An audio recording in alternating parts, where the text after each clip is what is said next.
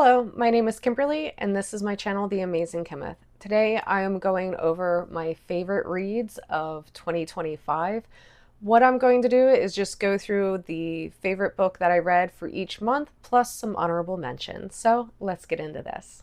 First off was my favorite book of January, Dead Sky, Black Sun by Graham McNeill. It is a Uriel Ventris book from the Ultramarines Omnibus. It's the third one, and it's really great. It's a continuation, obviously, since it's the third book in the series. Uriel Ventris is excommunicated for a while, and he goes on his own adventure, and he ends up dealing with Chaos Marines and definitely some really cool stuff. He deals with some various demons, a blood demon. It's really good. I do recommend reading the Ultramarine Chronicles if you have the chance. My favorite book in February was Steel World by B.V. Larson. This is hard science fiction. There isn't any fantasy in it, and it's really cool. I don't like the main character, but he serves the plot, and that's what I like about it. The Undying Soldiers, where they basically keep your DNA and such on file, and then when you die, they just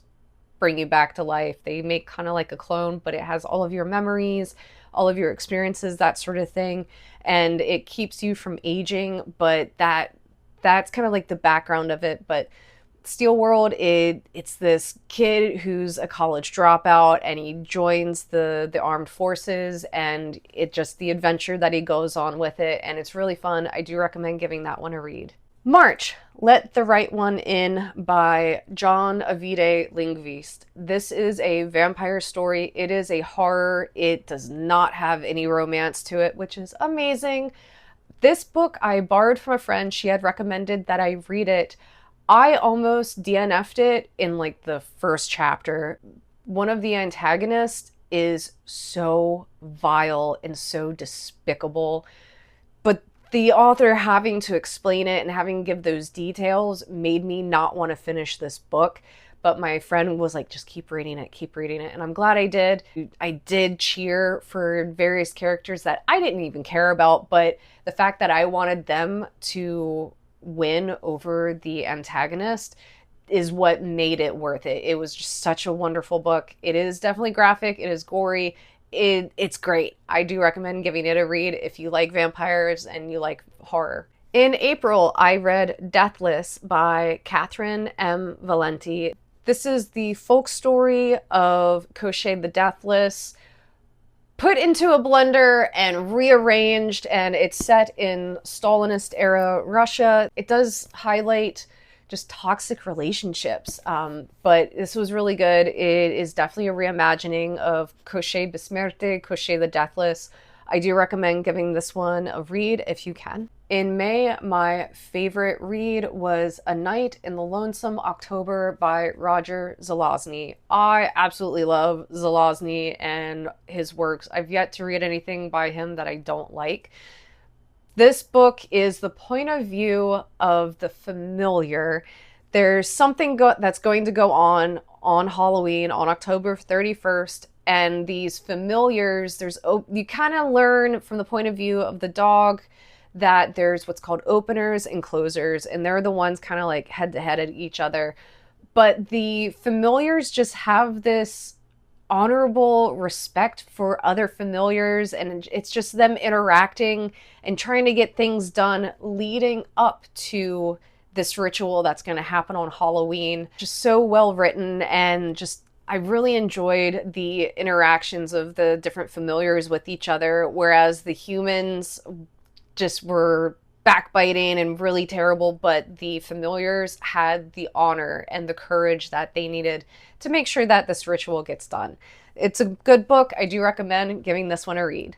In June, my favorite read was The Emperor's Gift by Aaron Dembski Bowden, and this shows the origins of the Grey Knights and kind of expands upon that and how they were supposed to be a group of space marines that no one knew about. They were quiet. They were just part of some myth and not real, but you learn that they are, and the adventures of this one young space marine and just going into it and just delving into how they interact with the space wolves. It's really great. And I could go on and on about this one because I'm obviously a Warhammer nerd. So if you have the chance, read The Emperor's Gift. In July, my favorite read was The Lich Before the Darkness by Timothy Stormcrow. It was fast paced and it brought me up, it brought me down. I was laughing at one point and then gasping in disbelief at like immediately.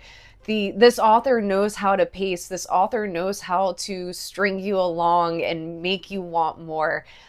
This is basically follows a couple different people, but it's kind of our own world, but where all the creatures of folklore do exist, and how the regular humans have to try to keep them in check, and just the government dealing with it. This is the first of, I think, a trilogy. And I can't wait for the sequel to come out. In August, I reread Dracula by Bram Stoker. I originally read this book when I was 12, 11 or 12. I was pretty young when I read it, and I do believe a lot of books that you should reread as you're older, because with life experience and that sort of thing, there are simply things in a book that you're not going to understand at a young age until you've had that life experience. And this was one of them. It was really cool rereading it and seeing just the love that Jonathan had for Wilhelmina, and realizing just how progressive Bram Stoker was at the time with how he writes Wilhelmina, and how the men want to protect her, and at the same time they're saying how intelligent she is and that she's the key to help make sure that they can get to safety again, and that sort of thing. It was really cool. I did enjoy it. So read it or reread it. Dracula by Bram Stoker. My favorite read in September was The Shadow Glass by Josh Winning.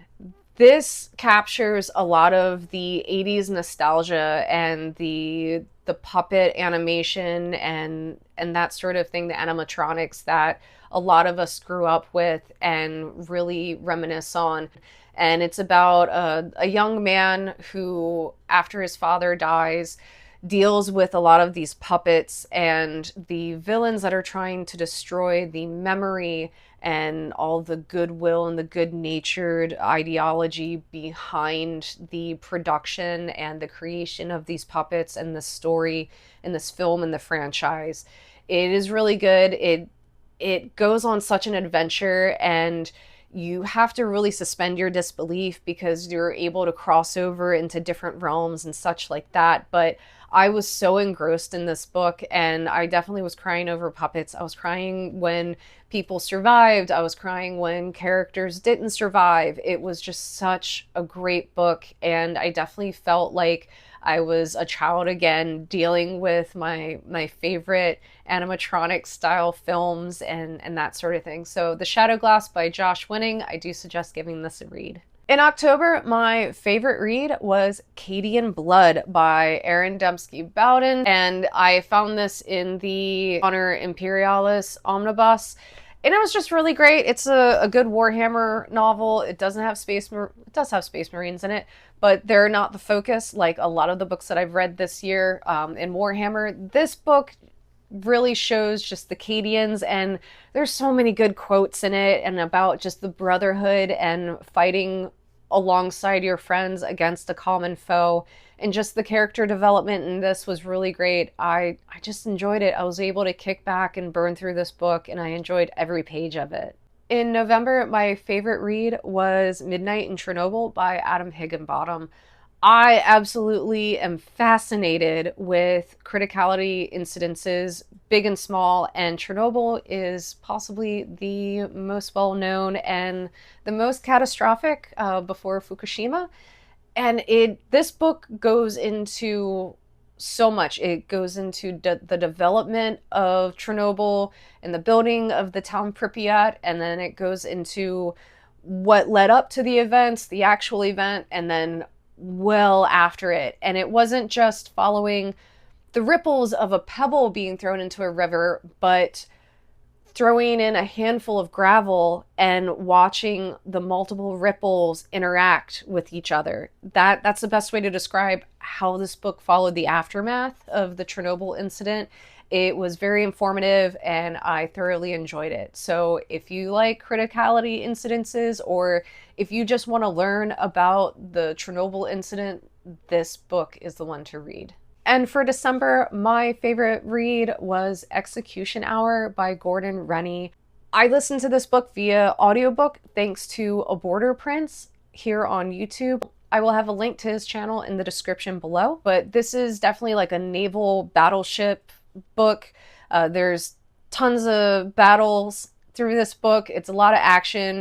You definitely get wrapped up in it. It was just something to really disassociate from life and just enjoy a good read about space and heroes and all that sort of thing. So can't really go wrong with Warhammer in my opinion. And I have two honorable mentions. I read Slewfoot by Brahm this year. It's about a young widow who is trying to overcome a lot of trials and tribulations. The pious townfolk are absolutely insane, and they're a bit hysterical at times. And then you have this brother-in-law who is trying everything to be her downfall. This woman kind of makes a deal with the devil, and she overcomes with that.